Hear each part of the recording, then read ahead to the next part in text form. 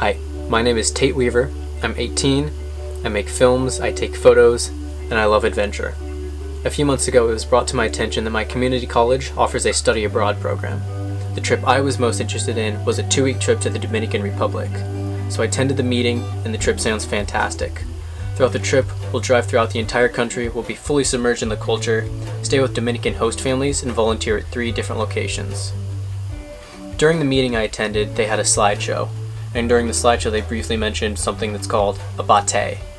Now essentially a bate is a small collection of poorly assembled shacks and sheds that are inhabited by exploited Dominican and Haitian sugar mill workers.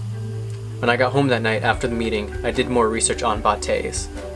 The visuals disturbed me, but when I get disturbed, I get inspired.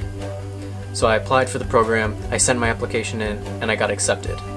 When I got accepted, I replied with this email. I'm thrilled to have been accepted into the program. The plan for the trip is great.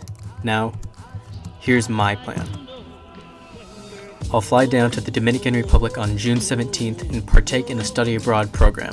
Then come July 3rd, the group flies back to the States, and I stay behind to volunteer in the bates. I'll volunteer in their schools, help clean up the communities, and volunteer in any other way they'll let me. In my spare time, I'll collect footage that I'll use to make a documentary. The point of this documentary is going to be to raise awareness for the poor living conditions of these exploited workers, and also to encourage youth volunteerism, to encourage more people to go out and do what I'm about to do. I always knew that when I got older, I was going to want to travel the world, volunteer, and try and make a difference.